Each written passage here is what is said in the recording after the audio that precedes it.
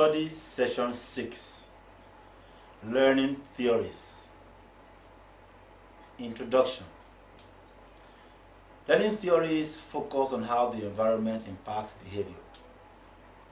In this study session, we will discuss how behavior is shaped by the interaction between the individual and the environment.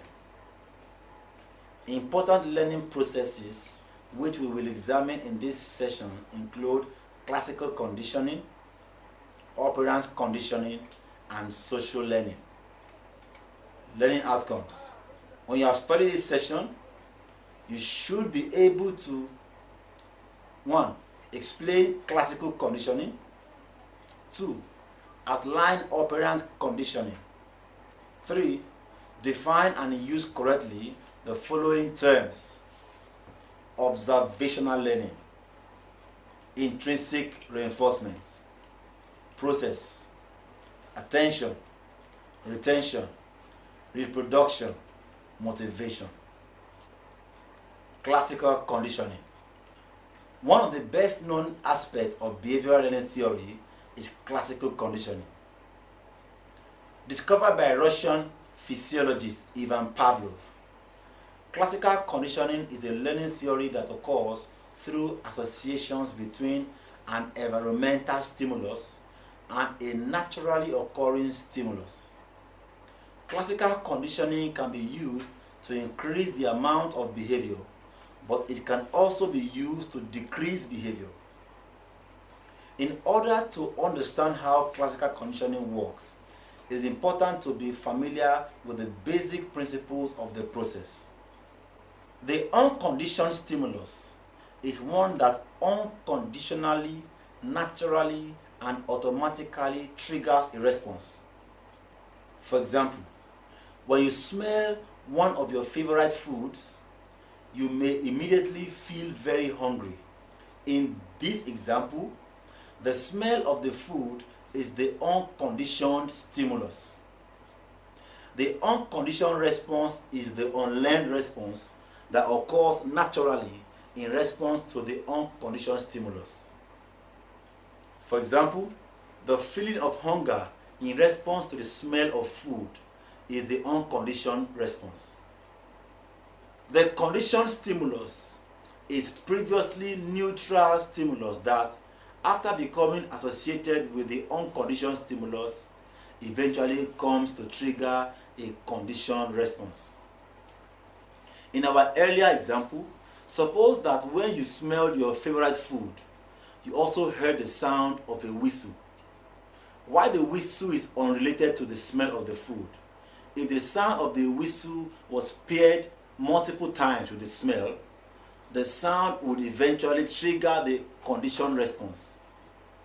In this case, the sound of the whistle is the conditioned stimulus. The conditioned response is the learned response to the previously neutral stimulus. In our example, the conditioned response would be feeling hungry when you heard the sound of the whistle.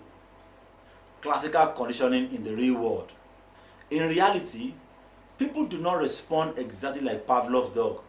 There are, however, numerous real-world applications of classical conditioning. Many dog trainers use classical conditioning techniques to help people train their pets. These techniques are also useful in the treatment of phobias or anxiety problems.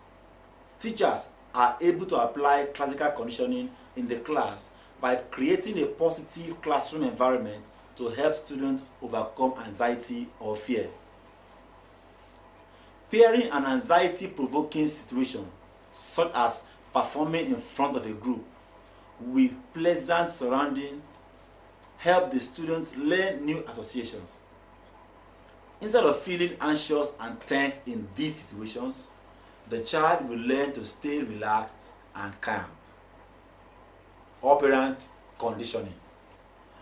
Operant conditioning, sometimes referred to as instrumental conditioning, is a method of learning that occurs through rewards and punishment for behavior.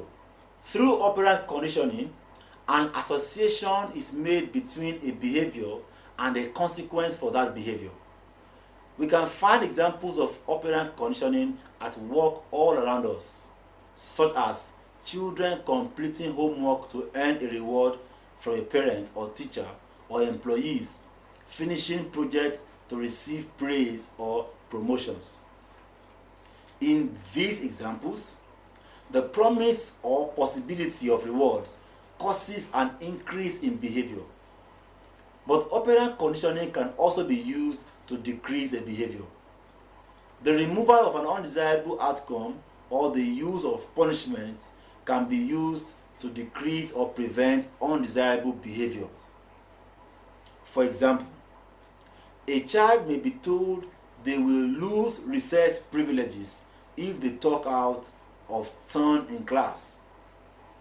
This potential for punishment may lead to a decrease in destructive behaviors. Some key concepts in operant conditioning include reinforcer. A reinforcer is any event that strengthens or increases the behavior it follows. There are two kinds of reinforcers: positive reinforcers are favorable events or outcomes that are represented after behavior. Negative reinforcers involve the removal of an unfavorable event or outcomes after the display of a behavior. In both of these cases of reinforcement, the behavior increases. Punishment is the presentation of an adverse event or outcome that causes a decrease in the behavior it follows. There are two kinds of punishment. Positive punishment involves the presentation of an unfavorable event or outcome in order to weaken the response it follows.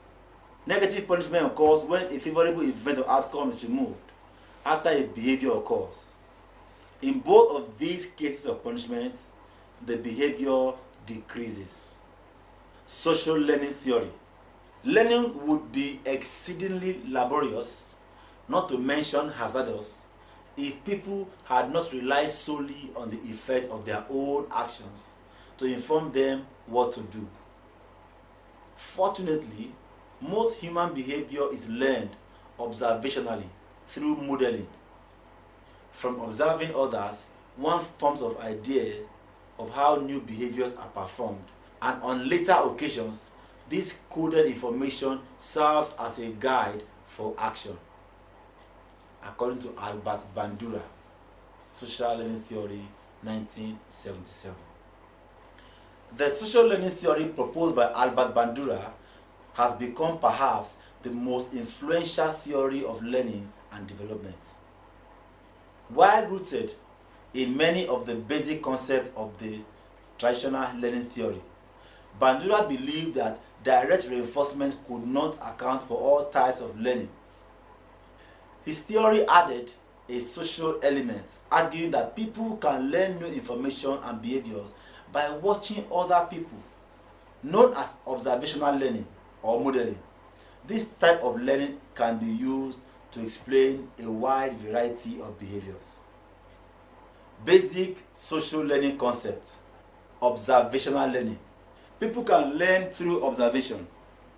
In his famous Bobo studies, Bandura demonstrated that children learn and imitate behaviors they have observed in other people.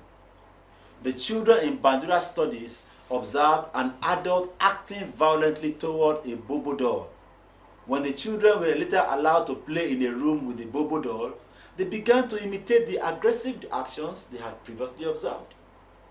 Bandura identified three basic models of observational learning. 1. A live model, which involves an actual individual demonstrating or acting out a behavior. 2. A verbal instructional model, which involves descriptions and explanations of a behavior. And 3. A symbolic model, which involves real or fictional characters displaying behaviors like books, films, television programs, or online media. Intrinsic reinforcement. Mental states are important to learning. Bandura noted that external environmental reinforcement was not the only factor to influence learning and behavior. He described intrinsic reinforcement as a form of internal reward, such as pride, satisfaction, and a sense of accomplishment. This emphasis on internal thought and cognitions helps connect learning theories to cognitive developmental theories. While many textbooks place social learning theory with behavioral theories, Bandura himself described his approach as a social cognitive theory. In reflection, learning does not necessarily lead to a change in behavior. While behaviorists believe that learning led to a permanent change in behavior, observational learning demonstrates that people can learn new information without demonstrating new behaviors. Process. Not all observed behaviors are effectively learned. Factors involving both the model and the learner can play a role in whether social learning is successful. Certain requirements and steps must also be followed. Attention, retention, reproduction, and motivation are involved in the observational learning and modeling process. Attention. In order to learn, you need to be paying attention. Anything that distracts your attention is going to have a negative effect on observational learning. If the model is interesting or there is a novel aspect to the situation, you are far more likely to dedicate your full attention to learning. Retention. The ability to store information is also an important part of the learning process. Retention can be affected by a number of factors, but the ability to pull up information later and act on it is vital to observational learning. Reproduction. Once you have paid attention to the model and retained the information, it is time to actually perform the behavior you observed. Further practice of the learned behavior leads to improvement and skill development. Motivation. Finally, in order for observational learning to be successful, you have to be motivated to imitate the behavior that has been modeled. Reinforcement and punishment play an important role in motivation. Study session summary. In this study session, we examine the learning theories which focus on how the environment impacts behavior.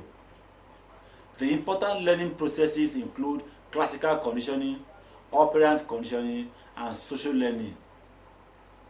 In each case, behavior is shaped by the interaction between the individual and the environment. End of study session 6. Thank you for listening.